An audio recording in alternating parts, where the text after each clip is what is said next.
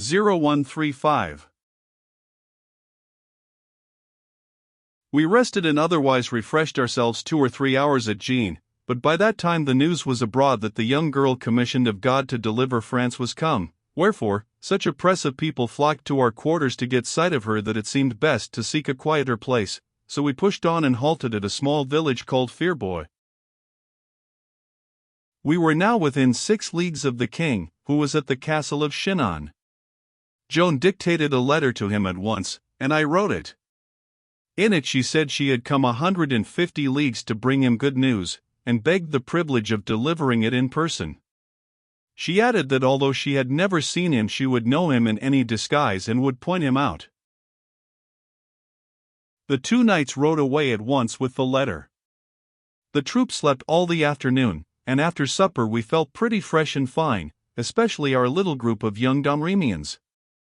We had the comfortable taproom of the village into ourselves, and for the first time in 10 unspeakably long days were exempt from bodings and terrors and hardships and fatiguing labors.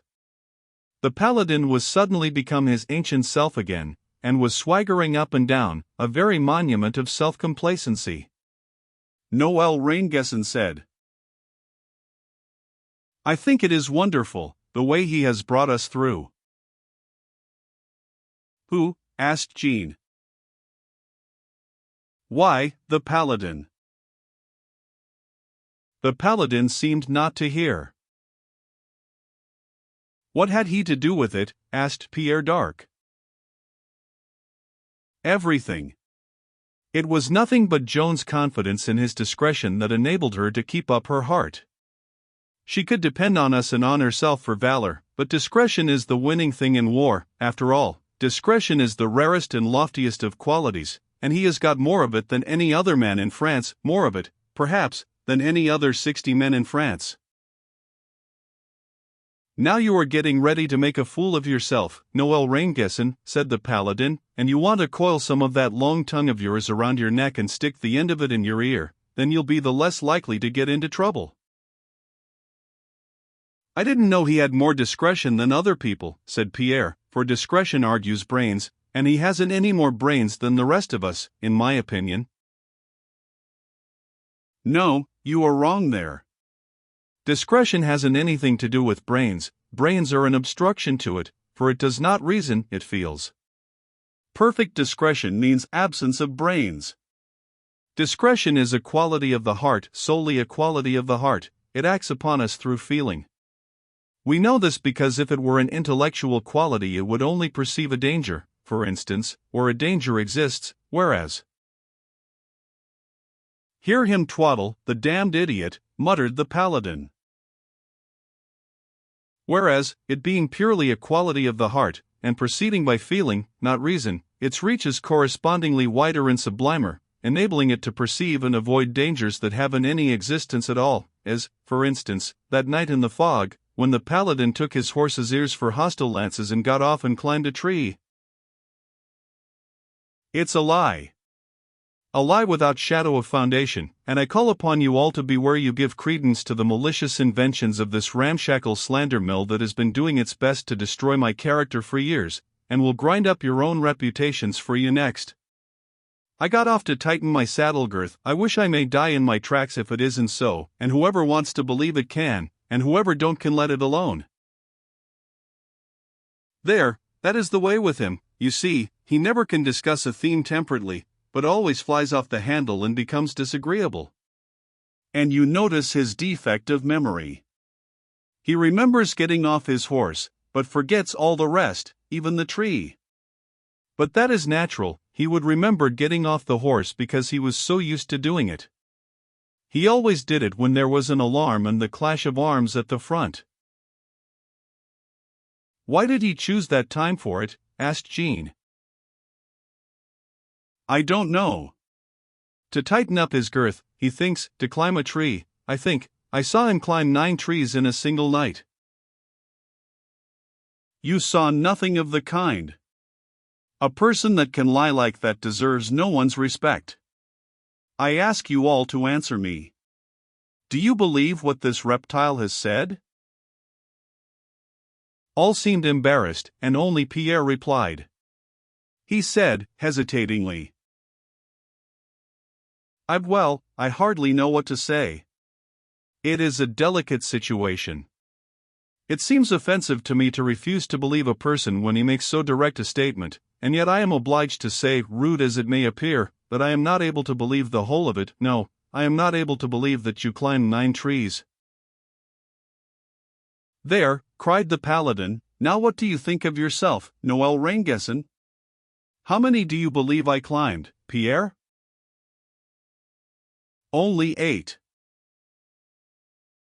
The laughter that followed inflamed the paladin's anger to white heat, and he said, I bide my time, I bide my time. I will reckon with you all, I promise you that. Don't get him started, Noel pleaded, he is a perfect lion when he gets started. I saw enough to teach me that, after the 3rd skirmish. After it was over I saw him come out of the bushes and attack a dead man single-handed. It is another lie, and I give you fair warning that you are going too far. You will see me attack a live one if you are not careful.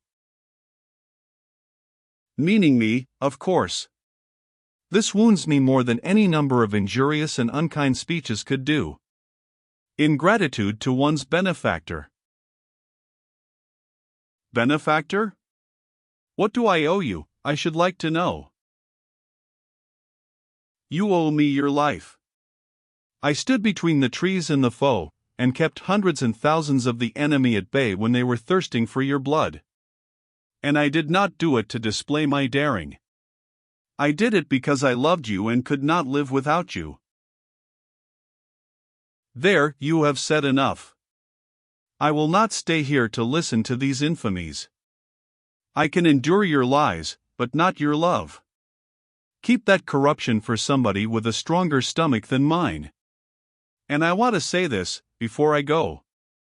That you people's small performances might appear the better and win you the more glory, I hid my own deeds through all the march. I went always to the front, where the fighting was thickest, to be remote from you in order that you might not see and be discouraged by the things I did to the enemy. It was my purpose to keep this a secret in my own breast, but you forced me to reveal it. If you ask for my witnesses, yonder they lie, on the road we have come. I found that road mud, I paved it with corpses. I found that country sterile, I fertilized it with blood. Time and again I was urged to go to the rear because the command could not proceed on account of my dead. And yet you miscreant, accuse me of climbing trees. Pah! And he strode out, with a lofty air, for the recital of his imaginary deeds had already set him up again and made him feel good. Next day we mounted and faced toward Chinon. Orleans was at our back now, and close by, lying in the strangling grip of the English. Soon, please God, we would face about and go to their relief. From Jean the news had spread to Orleans that the peasant maid of Vaucouleurs was on her way, divinely commissioned to raise the siege. The news made a great excitement and raised a great hope, the first breath of hope those poor souls had breathed in 5 months. They sent commissioners at once to the king to beg him to consider this matter, and not throw this help lightly away. These commissioners were already at Chinon by this time. When we were halfway to Chinon we happened upon yet one more squad of enemies. They burst suddenly out of the woods, and in considerable force, too. But we were not the apprentices we were 10 or 12 days before. No, we were seasoned to this kind of adventure now. Our hearts did not jump into our throats and our weapons tremble in our hands. We had learned to be always in battle array, always alert, and always ready to deal with any emergency that might turn up. We were no more dismayed by the sight of those people than our commander was. Before they could form, Joan had delivered the order, forward, and we were down upon them with a rush. They stood no chance, they turned tail and scattered, we plowing through them as if they had been men of straw. That was our last ambuscade, and it was probably laid for us by that treacherous rascal, the king's own minister and favorite, de la Tremouille. We housed ourselves in an inn, and soon the town came flocking to get a glimpse of the maid. Ah, the tedious king and his tedious people! Our 2 good knights came presently, their patience well wearied, and reported. They and we reverently stood, as becomes persons who were in the presence of kings and the superiors of kings, until Joan, troubled by this mark of homage and respect, and not content with it nor yet used to it, although we had not permitted ourselves to do otherwise since the day she prophesied that wretched traitor's death and he was straightway drowned, thus confirming many previous signs that she was indeed an ambassador commissioned of God, commanded us to sit. Then the Sieur de Metz said to Joan, "The king has got the letter, but they will not let us have speech with him." "Who is it that forbids?" "None forbids, but there be 3 or 4 that are nearest his person, schemers and traitors every one, that put obstructions in the way, and seek all ways, by lies and pretexts, to make delay. Chiefest of these are George de la Tremouille and that plotting fox, the Archbishop of Reims. While they keep the king idle and in bondage to his sports and follies, they are great and their importance grows, whereas if ever he assert himself and rise and strike for crown and country like a man, their reign is done. So they but thrive, they care not if the crown go to destruction and the king with it." "You have spoken with others besides these?" "Not of the court, no, the court are the meek slaves of those reptiles, and watch their mouths and their actions, acting as they act, thinking as they think, saying as they say, wherefore they are cold to us, and turn aside and go another way when we appear. But we have spoken with the commissioners from Orleans. They said with heat, it is a marvel that any man in such desperate case as is the king can moon around in this torpid way, and see us all go to ruin without lifting a finger to stay the disaster. What a most strange spectacle it is! Here he is, shut up in this wee corner of the realm like a rat in a trap, his royal shelter this huge gloomy tomb of a castle, with wormy rags for upholstery and crippled furniture for use, a very house of desolation, and his treasure 40 francs, and not a farthing more, God be witness.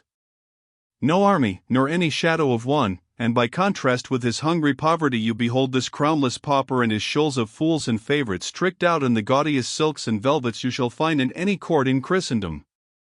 And look you, he knows that when our city falls, as fall it surely will except succor come swiftly, France falls. He knows that when that day comes he will be an outlaw and a fugitive, and that behind him the English flag will float unchallenged over every acre of his great heritage. He knows these things. He knows that our faithful city is fighting all solitary and alone against disease, starvation, and the sword to stay this awful calamity, yet he will not strike one blow to save her. He will not hear our prayers, he will not even look upon our faces.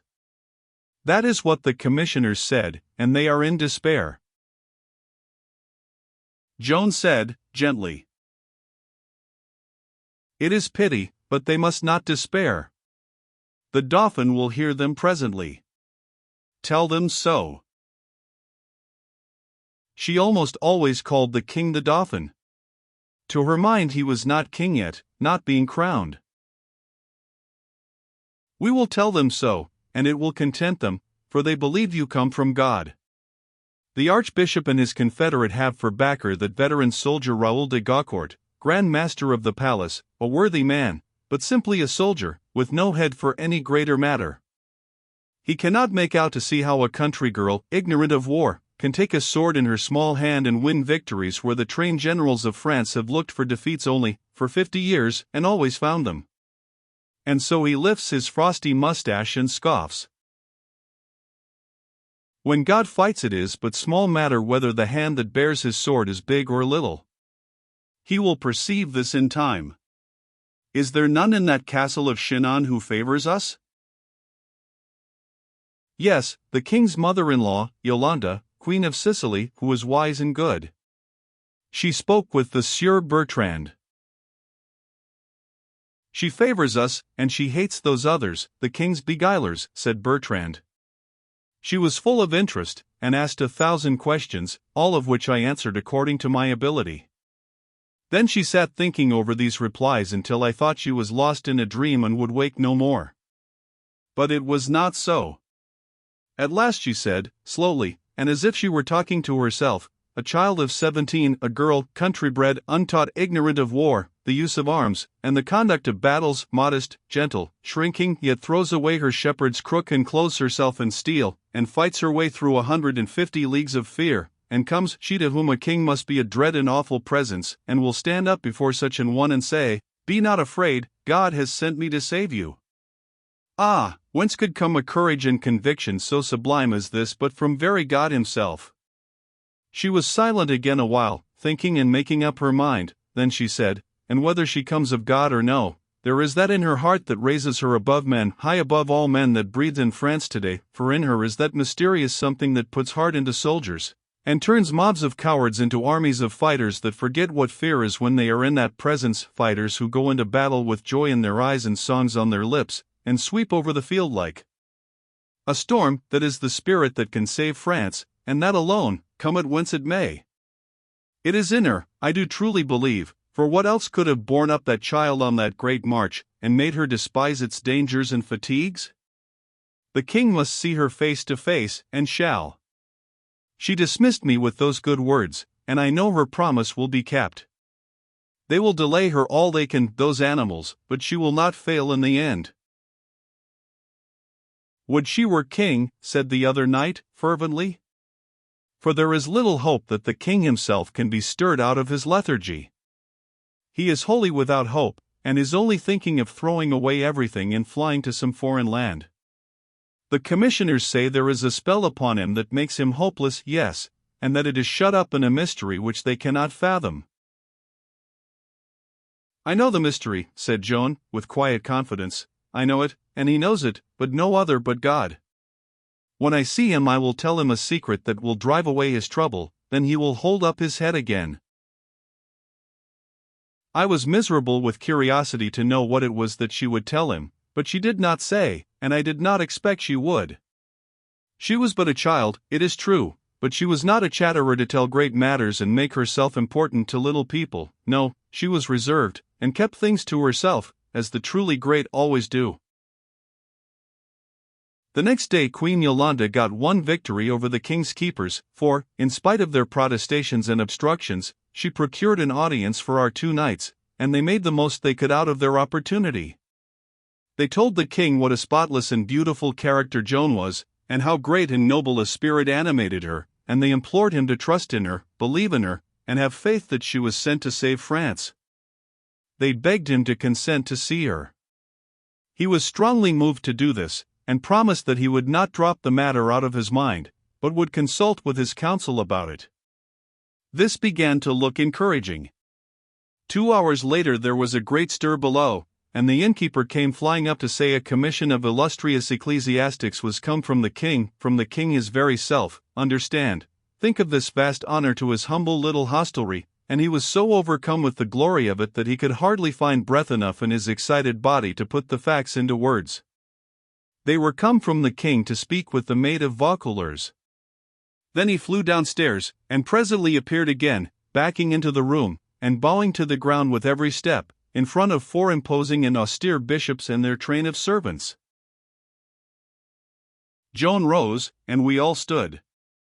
The bishops took seats, and for a while no word was said, for it was their prerogative to speak first, and they were so astonished to see what a child it was that was making such a noise in the world and degrading personages of their dignity to the base function of ambassadors to her in her plebeian tavern, that they could not find any words to say at first. Then presently their spokesman told Joan they were aware that she had a message for the king, wherefore she was now commanded to put it into words, briefly and without waste of time or embroideries of speech. As for me, I could hardly contain my joy. Our message was to reach the king at last. And there was the same joy and pride and exultation in the faces of our knights, too, and in those of Joan's brothers. And I knew that they were all praying, as I was, that the awe which we felt in the presence of these great dignitaries, and which would have tied our tongues and locked our jaws, would not affect her in the like degree, but that she would be enabled to word her message well, and with little stumbling, and so make a favorable impression here, where it would be so valuable and so important. Ah, dear, how little we were expecting what happened then! We were aghast to hear her say what she said. She was standing in a reverent attitude, with her head down and her hands clasped in front of her, for she was always reverent toward the consecrated servants of God. When the spokesman had finished, she raised her head and set her calm eye on those faces, not any more disturbed by their state and grandeur than a princess would have been, and said, with all her ordinary simplicity and modesty of voice and manner, "You will forgive me, reverend sirs, but I have no message save for the king's ear alone." Those surprised men were dumb for a moment, and their faces flushed darkly. Then the spokesman said,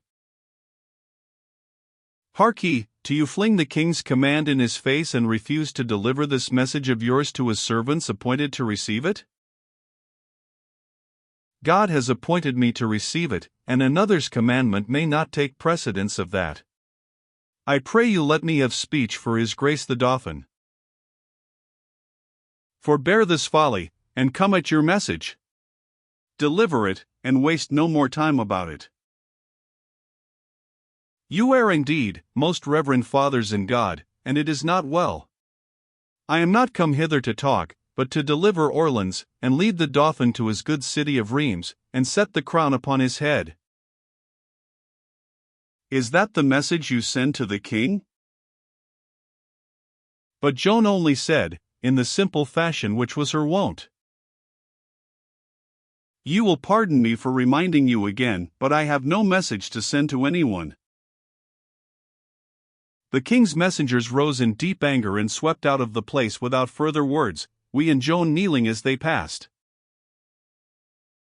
Our countenances were vacant, our hearts full of a sense of disaster. Our precious opportunity was thrown away. We could not understand Joan's conduct, she who had been so wise until this fatal hour. At last the Sieur Bertrand found courage to ask her why she had let this great chance to get her message to the king go by. "Who sent them here?" she asked. "The king." "Who moved the king to send them?" She waited for an answer, none came, for we began to see what was in her mind, so she answered herself, "The Dauphin's council moved him to it." "Are they enemies to me and to the Dauphin's wheel, or are they friends?" "Enemies," answered the Sieur Bertrand. "If one would have a message go sound and ungarbled, does one choose traitors and tricksters to send it by?" I saw that we had been fools, and she wise. They saw it too, so none found anything to say. Then she went on. "They had but small wit that contrived this trap. They thought to get my message and seemed to deliver it straight, yet deftly twist it from its purpose. You know that one part of my message is but this, to move the Dauphin by argument and reasonings to give me men at arms and send me to the siege. If an enemy carried these in the right words, the exact words, and no word missing, yet left out the persuasions of gesture and supplicating tone and beseeching looks that inform the words and make them live, where were the value of that argument, whom could it convince? Be patient, the Dauphin will hear me presently, have no fear." The Sieur de Metz nodded his head several times, and muttered as to himself, "She was right and wise, and we are but dull fools, when all is said." It was just my thought, I could have said it myself, and indeed it was the thought of all there present. A sort of awe crept over us, to think how that untaught girl, taken suddenly and unprepared, was yet able to penetrate the cunning devices of a king's trained advisers and defeat them. Marveling over this, and astonished at it, we fell silent and spoke no more. We had come to know that she was great in courage, fortitude, endurance, patience, conviction, fidelity to all duties in all things, indeed, that make a good and trusty soldier and perfect him for his post. Now we were beginning to feel that maybe there were greatnesses in her brain that were even greater than these great qualities of the heart. It set us thinking. What Joan did that day bore fruit the very day after. The king was obliged to respect the spirit of a young girl who could hold her own and stand her ground like that, and he asserted himself sufficiently to put his respect into an act instead of into polite and empty words.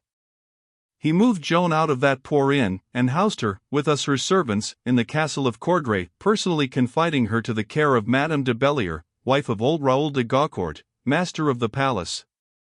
Of course, this royal attention had an immediate result. All the great lords and ladies of the court began to flock there to see and listen to the wonderful girl soldier that all the world was talking about, and who had answered the king's mandate with a bland refusal to obey.